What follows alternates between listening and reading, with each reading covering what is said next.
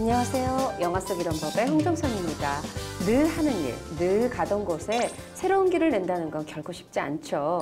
해오던 방식을 답습하거나 더 잘하는 정도로 만족하기 십상인데요. 영화에서는 특히 그렇습니다. 흥행 공식을 탈피해 새로운 문법을 고안하는 일엔 몇 배의 노력이 들지만 결과가 장담되지도 않기 때문인데요. 오늘 소개해드릴 영화는 할리우드 액션 장르의 철학적 깊이를 더해 조금은 새로운 길을 가려고 노력했습니다. 어떤 영화인지 허윤 변호사 모시고 얘기 나누죠. 어서 오세요. 안녕하세요. 네, 곧바로 영화 소개해 주시죠. 꽉 짜여진 액션으로 시간이 훌쩍 지나가는 영화 마일 22입니다.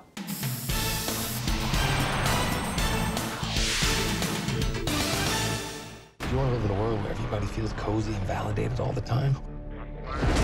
We fight new wars. I'm only going to outline this one time. 9 pounds of radioactive isotope is missing. It's enough to make 6 major cities uninhabitable. He knows exactly where it is. According to the government, we do not exist. We're ghosts. But we are very real. And we get things done. What do you want? I want out of the country.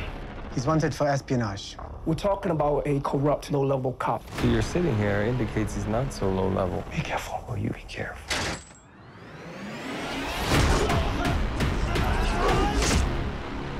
To go. This is an Overwatch operation. The goal is deliver that package to here, mile 22. Let's take a drive.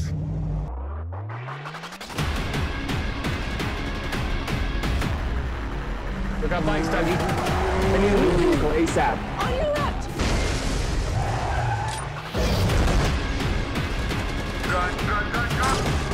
Not a military operation. The goal is to complete the mission at any cost.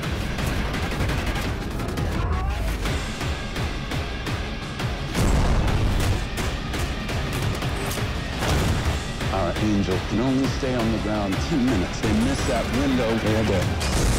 You gonna keep coming to me until you kill us all? Is that the game today? I'll play. Requesting hand of God. Coming down.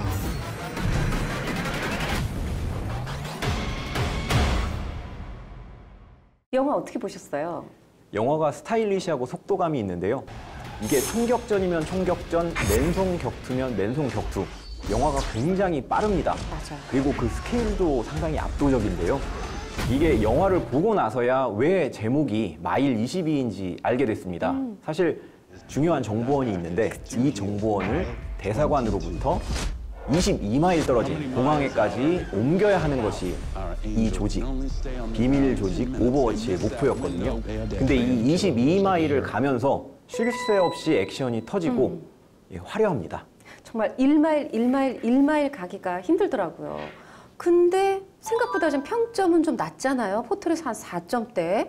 이렇게 낮은 평점이 나온 이유를 허 변호사께서는 어떻게 뭐라고 생각하시나요? 이게 넘치는 액션에 비해서 그 주제 자체가 조금은 아리송한 측면이 분명하게 존재를 합니다. 사실 이 영화는 초법적인 테러 전담 조직인 오버워치의 얘기를 그린 영화인데요. 초법적 조직의 스토리를 보통 우리가 생각을 하면 맞아요. 너무나 나쁜 놈들이 있어서 이 오버워치라는 조직이 다 휩쓸어버리거나 아니면 자신에게 부여된 권한을 지나치게 남용해서 이에 대한 견제가 필요하다는 사회적인 메시지가 담기거나 이렇게 둘 중에 하나로 흘러가기 마련인데요. 네. 이 영화도 보면 오버워치에 의해서 러시아 청년이 이제 살해되는 장면으로 영화가 시작하게 되는 거고요. 이 오버워치의 행위가 과연 옳았는지 옳지 않았는지를 영화가 전혀 얘기를 하지 않고 있습니다. 네. 그것 때문에 좀 혼동이 왔고요.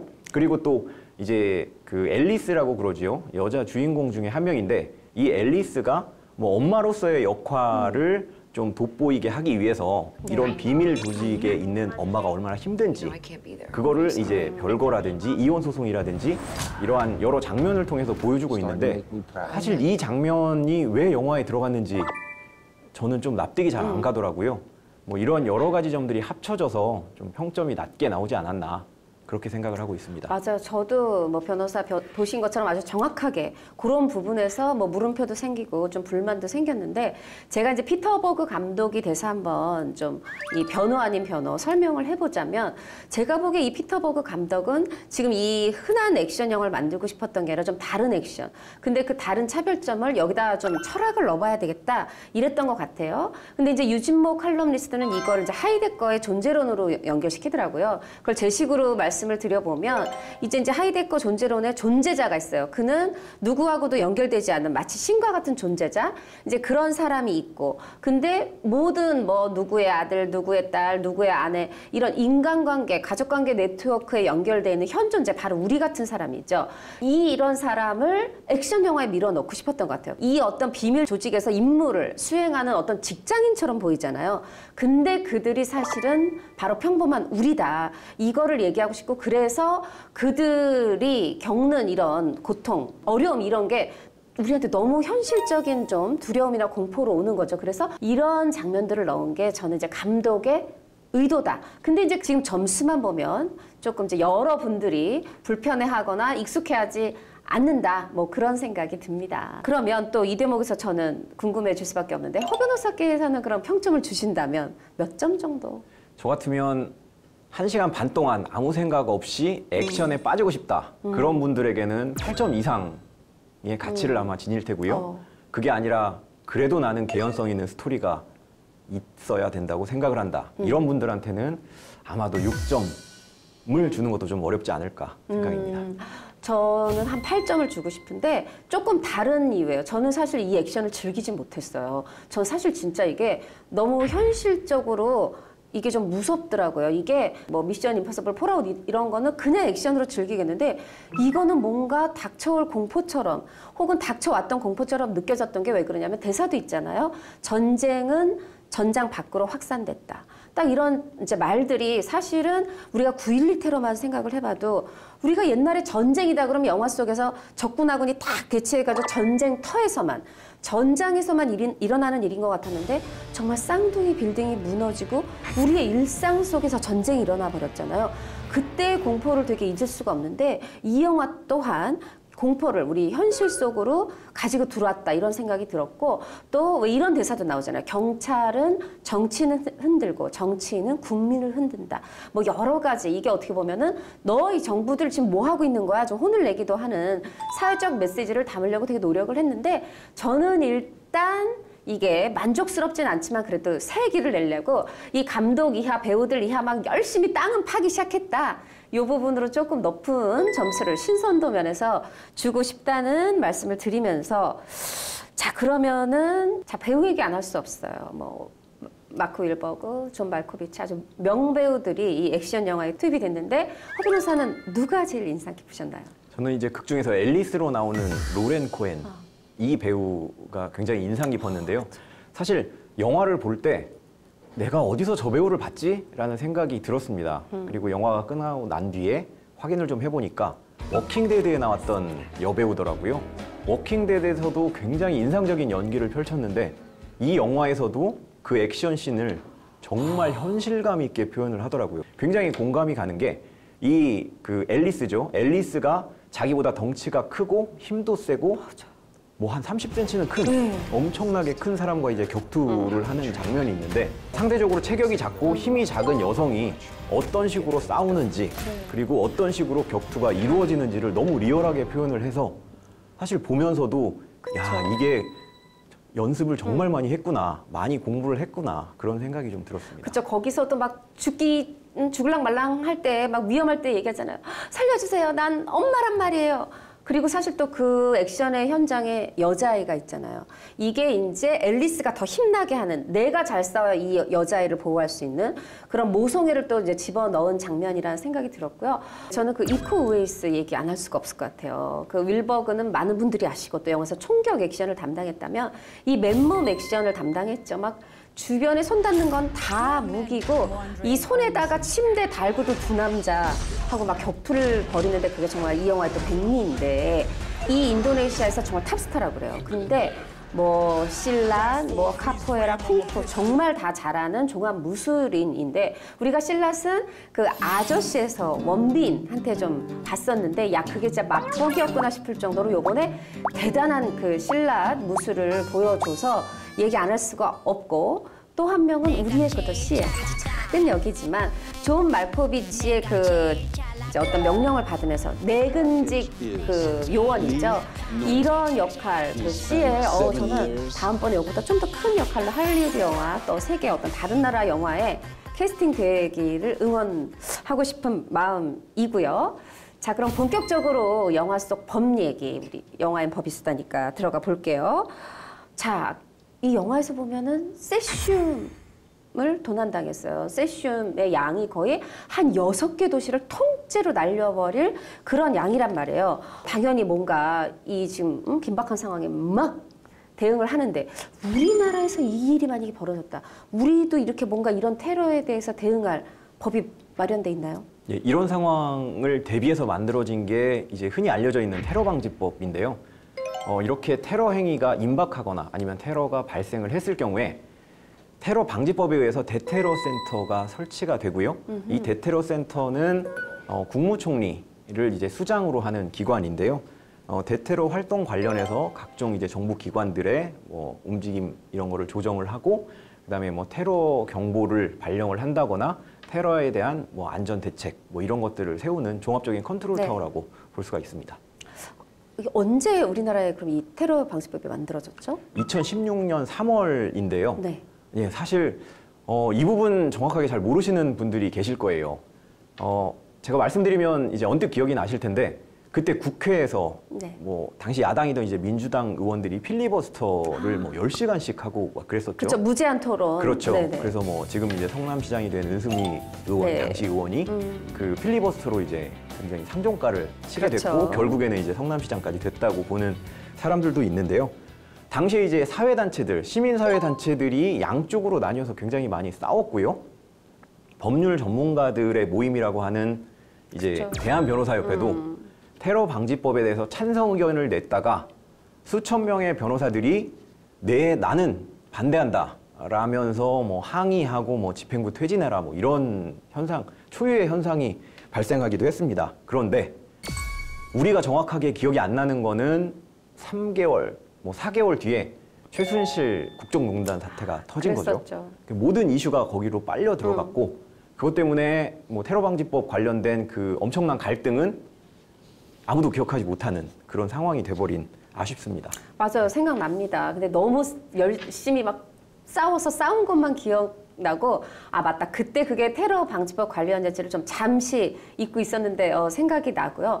근데 이 영화 속에서 보면 그래서 이렇게 테러가 터졌더니 어떻게 대응을 하냐면 이 오버워치라는 비밀 조직이 이제 세슘을 아무리 이제 되찾아오기 위한 노력이라고 하지만 뭐 거의 개인의 그 통화 도청을 넘어 경찰 무선도 도청하고 막 드론도 띄우고 어디 남의 멀쩡한 차 저기 키 꽂혀 있다 먹고 막 탈취해서 막 차도 쓰게 하고 이거 사실 다 좀 불법 아닌가요?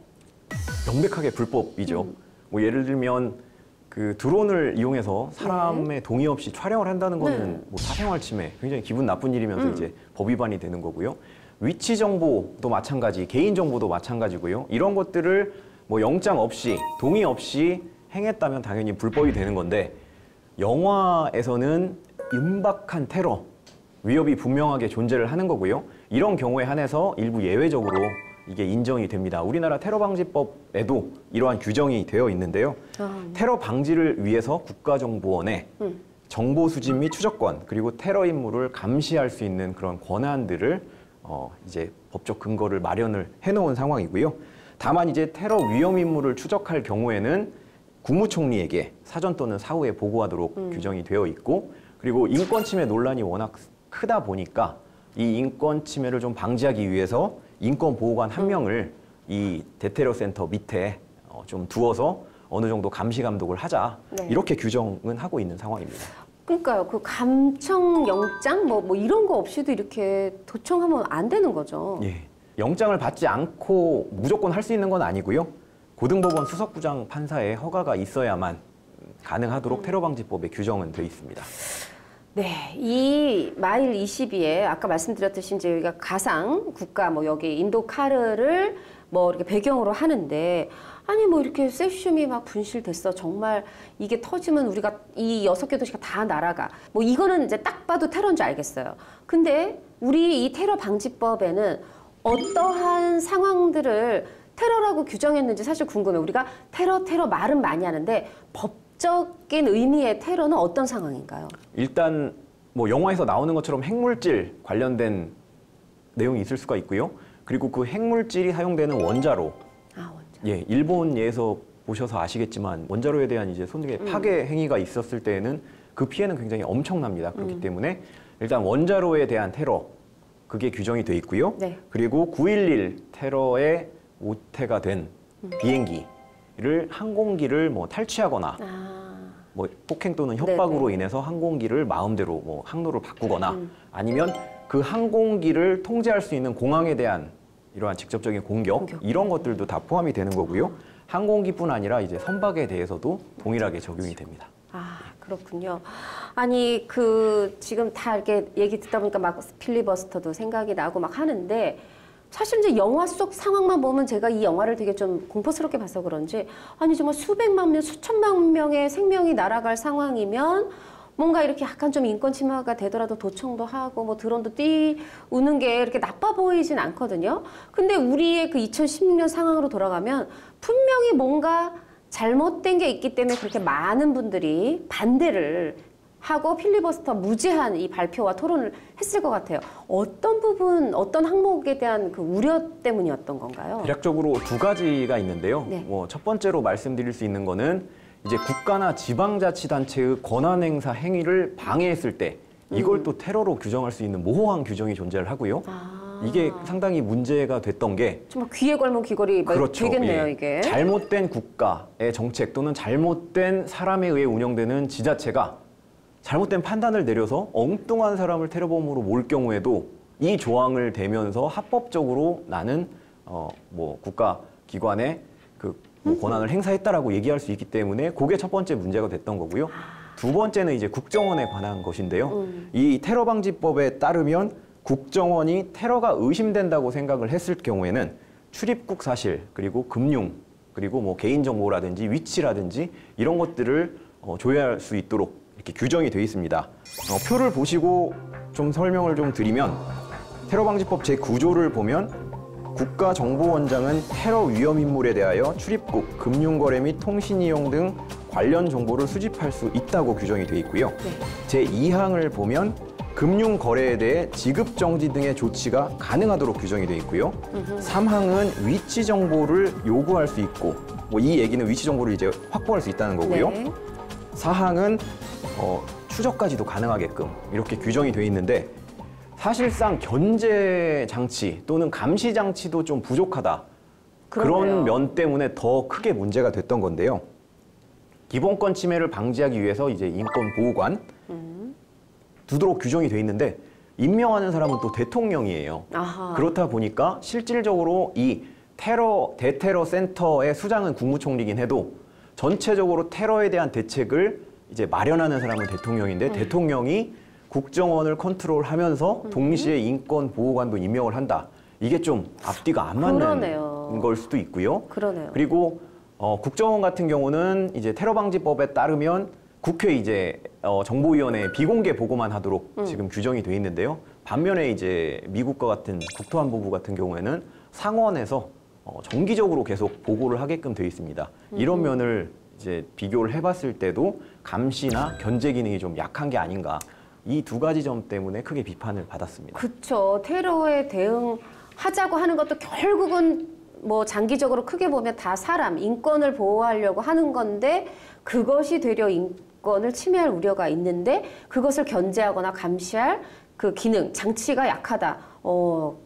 반대할 만했네요. 자, 그러면 우리가 이런 이 테러와 관련된 어떤 법이 각국에서 제정되기 시작한 게 2001년 발생한 9.11 테러 이후 그 영향이라고 이제 알고 있는데 그럼 시작이 된 미국은 현재 지금 어디까지 진행이 돼 있나요? 예, 말씀하신 대로 9.11 테러 이후에 미국의 애국법이 제정이 됐고요. 애국법은 지금 현재 우리나라 테러 방지법에 규정된 그러한 정보기관들의 좀 막강한 권한 등을 규정을 해놓고 있었는데요. 사실 무차별적인 사찰이 이루어졌고요. 그 이후에 그리고 뭐 인권 침해도 당연히 수반이 됐기 때문에 내용이 변경이 되다가 결국에는 지금 폐지가 된 상황이고요. 그러한 국가기관, 국가정보기관의 이러한 권한 남용을 억제하는 그러한 법안인 뭐 자유법으로 새로 이제 바뀌어서 시행은 되고 있습니다. 그럼 지금 현재 되는 건 자유법이다 이렇게 알면 되겠네요. 그러면 처벌은 이 테러 방지법을 어겼을 때 처벌은 어느 정도 될까요? 우리가 흔히 얘기하는 수괴라고 그러죠. 네. 이제 두목급은 사형, 무기 또는 10년 이상의 징역이고요. 주요 조직원, 그러니까 전략 담당이나 이런 사람들은 이제 10년 이상의 징역, 그리고 전투원으로 참가한 사람은 5년 이상의 징역, 단순 가담자도 3년 이상의 징역입니다. 굉장히 무겁습니다. 이게 굉장히 무거운 거죠? 예. 네, 무거워야 되죠. 자, 그러면 우리나라 얘기로 돌아와서 이게 뭐 2016년에 제정됐다고 하셨으니까 좀 2년이 넘었어요. 실제로 적용된 사례가 있나요? 얼마 전에 이제 첫 사례가 나왔는데요. 이제 시리아 출신 외국인 노동자의 사례입니다. 네네. 이 노동자가 경기도 평택에서 일을 했는데 같이 일하는 외국인 노동자들에게 이슬람 국가라고 그러죠. IS의 선전 동영상을 보여주거나 IS에 가입해서 활동하지 않겠냐라는 이제 권유를 했다는 것이 이제 경찰이 밝힌 이유고요. 구속 당시에 이 시리아인 노동자는 당연히 IS의 그 홍보 동영상을 가지고 있었고요. 그리고 이제 해외 휴대폰 위치 추적을 해보니까 IS가 주로 활동하는 지역에서 이 휴대폰이 사용된 흔적 등을 발견했다고 그렇게 전해지고 있습니다. 제가 이제 알겠다 했던 게 시리아인 하시니까 딱 저도 기억이 난 거예요, 그 사건이. 근데 사실 처음엔 보도가 됐는데 그 후에 알려지질 않았어요. 아마 이제 이게 비공개 재판이 되면서 우리가 이제 더 이상의 정보를 못 들은 것 같은데 이 비공개 재판도 뭔가 이게 법적 절차에 따른 거겠죠? 예, 법원 조직법에 따라서 이제 재판부는 뭐 국민의 안전이라든지 공공복리 뭐 이런 것들을 감안을 해서 재판을 비공개로 돌릴 수도 있는데요. 사실 IS는 뭐 몇 년 전에 우리나라를 테러를 해도 괜찮은 국가, 뭐 괜찮다기보다는 우리를. 테러를 해도 되는 국가로 이제 지정을 했거든요.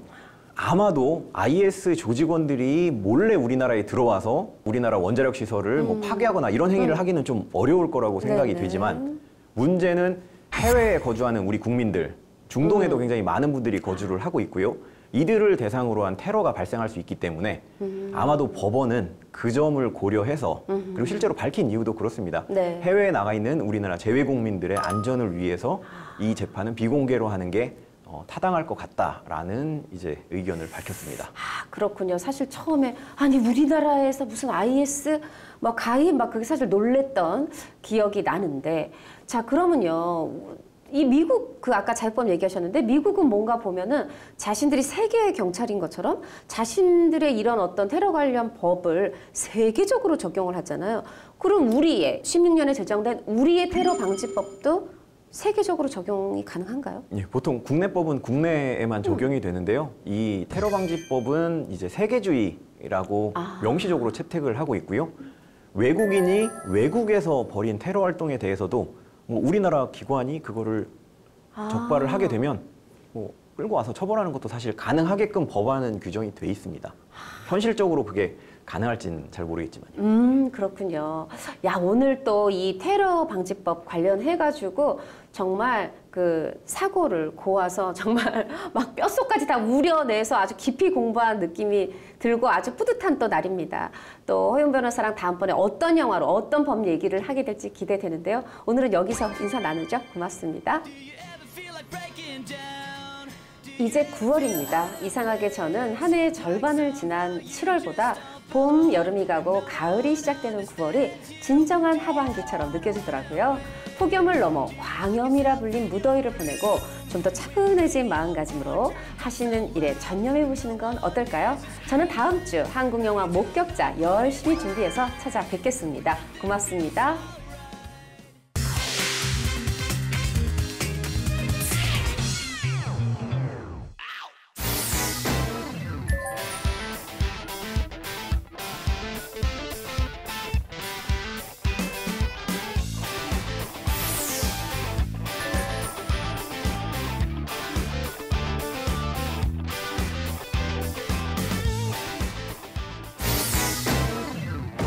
정책 또는 리명훈이라고 불리지. 박석영 선생, 선생을 좀 만나고 싶은데 말이오. 북한의 영향력은 상상을 초월하지. 왕후에서는 어떤 물건을 사고자 하십니까? 박 선생이 평양으로 와주셔야 되겠습니다. 친애하는 지도자 김정일 장군님께서 박 선생을 뵙고 싶어 하십니다. 아주 외롭고 고독한 싸움이 될 거야. 박 선생, 분단된 북남이 40년 만에 최초로 합작하는 민족의 과업이오.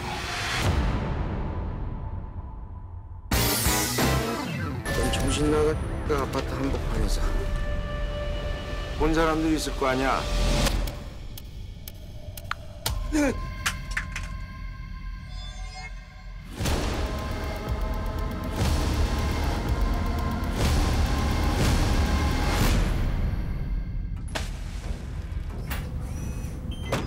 비명소리요?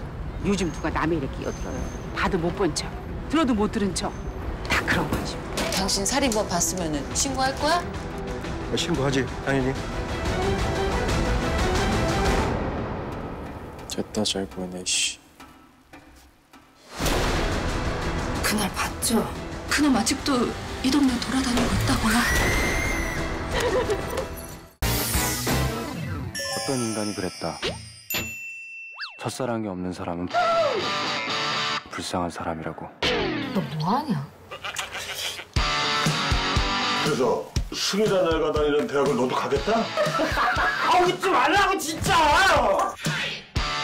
승희야. 야, 너 여기서 뭐해? 나 남자친구 있다. 남자친구. 앞으로 자기 앞에 얼씬도 하지 마라. 그런 거 아니야. 술 마시고 얘기해. 아, 소주 마셔 이거. 사람을 보고 이 사람이구나 싶은 순간이 3초래. 결국 사랑은 타이밍이다.